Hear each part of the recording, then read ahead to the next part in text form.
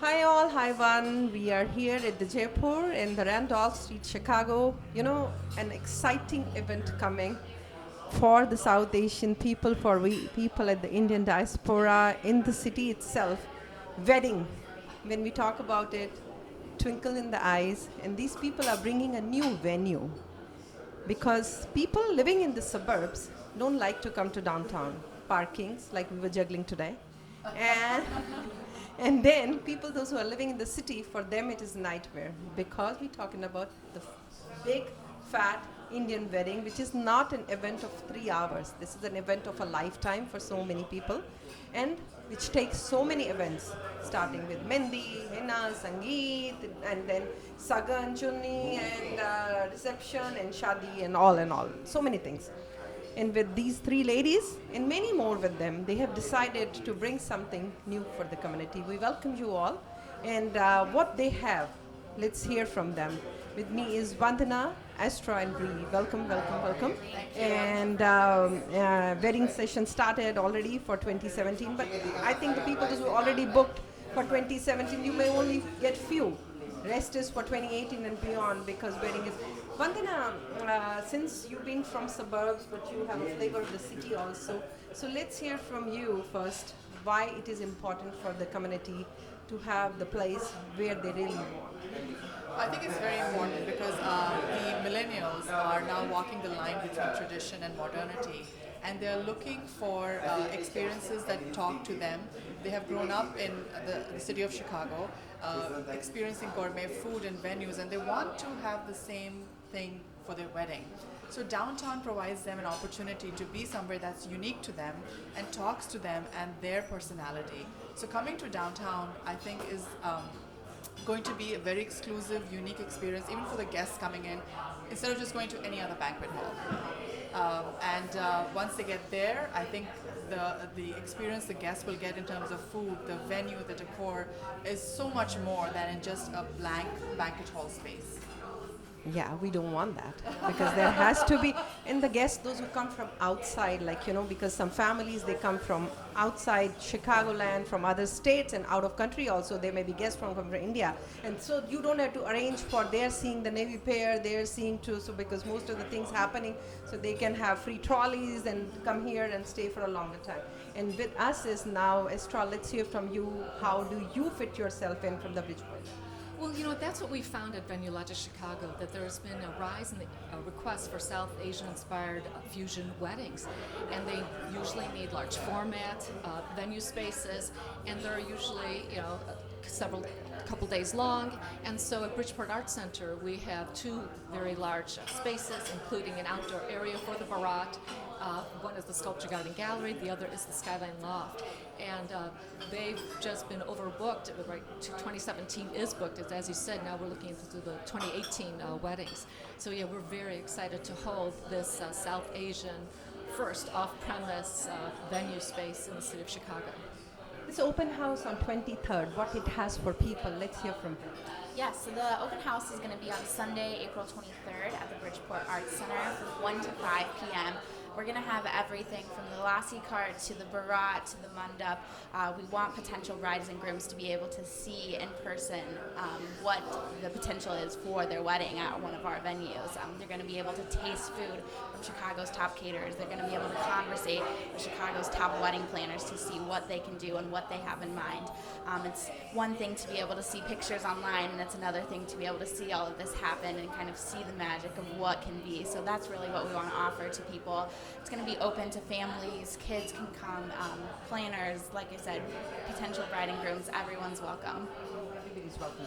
When we talk about this venue is superb in a sense. The parking is like one of the major, like you must be thinking 200 free parking spots. What else you want? And then means, and 200 on average, the 3 to 4 people coming, so you already means like excel to it.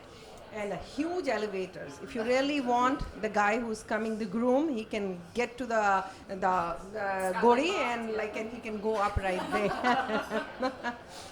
Vandana, coming up to you, in the recent years, like what trend you have seen? Because we have seen the weddings used to be like when the parents are doing it, for them it is a status, like, thousands plus weddings, and then, but the kids are not interested because they are doing weddings by themselves, like, they won't take, because when you call the whole jamaat, like, which they don't connect to, so they don't feel very comfortable about it. So where are we from the Indian perspective? That's a very valid point. Weddings traditionally are multi-generational decision-making processes where the parents, the grandparents are involved, and the trend has been more to let the kids decide what they want to do. And kids want more experiential weddings, and they want to know the people who are there.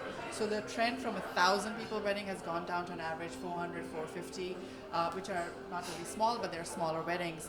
And they want the guests to experience everything that reflects their personality, and they want the people who are there that they know who they are. And now instead of 1,000 people at a wedding and 400 at a mehndi, it's kind of evened out where you're invited to both things. So the trend has definitely changed. The South Asian wedding industry is a $5 billion industry in the US this year, and I think venues are taking note of it and trying to accommodate the traditions, the food, fusion, the spices, and all of that, and they're taking notice and accommodating the South Asian community to their needs. When we talk about these kind of weddings, because we people generally been heard about destination weddings, I think they are also fading off now. They say our wedding should become the destination for you to come, like, and so you take a memory along with you. Means like it's in means like when in the destination weddings, what's been I hearing from people that people do go for the weddings, but they don't become part of the weddings. They've been just roaming around here and there, and they just come for the spot, like, oh, this happened, and then bye bye, because they may not get a chance to. So that is what generally, because they invited people for the wedding, and you don't see when the event is happening, when there are rituals to be done, the family is missing. Where are they? Or they've gone for sightseeing. So that kind of. So let's hear what we are doing on that day from 1 o'clock. So at 1 o'clock is when the event start time is. We're going to welcome everyone. We're going to have the barat right in front just to kind of start the event off with a bang. We're planning at 3 o'clock right in the middle of the event to do the fashion show. And then before the fashion show and after, we're going to have a dance from Mandala Arts. They're going to be bringing in dancers just to kind of close out the event and celebrate with everyone. Astra, from your perspective, like when we're seeing this, so where do you want to stand? Because the wedding is such a part, like they will be getting back and forth to you. So will they be having an option to choose what they really want, or there will be something imposed? Because this is more of a personal decision, but some kind of need helps. Like, I give my headache half to you, but I keep half to myself. Yeah, exactly. What we'll have are several sections that include caterers, event planners, event production people. Then the bride and groom can go from section to section and talk to these people one-on-one to see about how they can customize their perfect wedding for themselves, get ideas from them, and write down any notes and take it from there. A lot of information will be given out.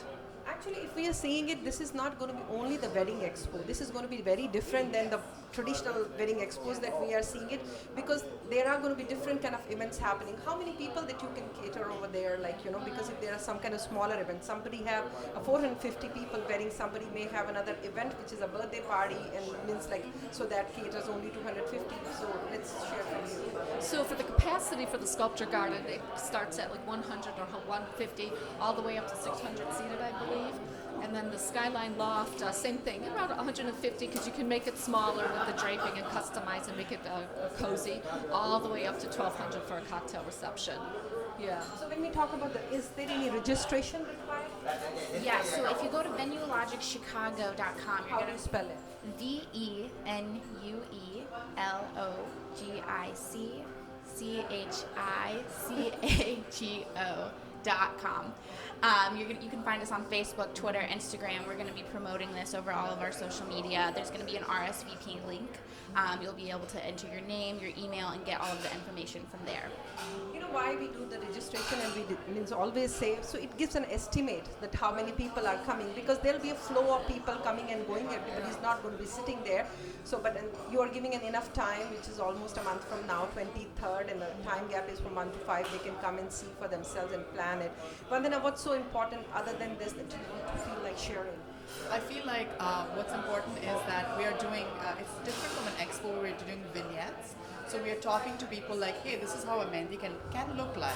So we are also giving them inspirational nooks and inspirational vignettes saying that, hey, this is what your reception can look like.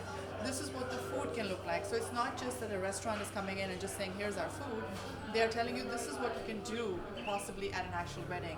This is what you can actually do at a ceremony. We're going to have a priest who does both Hindi and English vows, and it gives you a flavor of what it can be. So it's not just an expo, this is who I am, but it tells the guests that this is what you can do with the services we provide. In that way, it really stands out.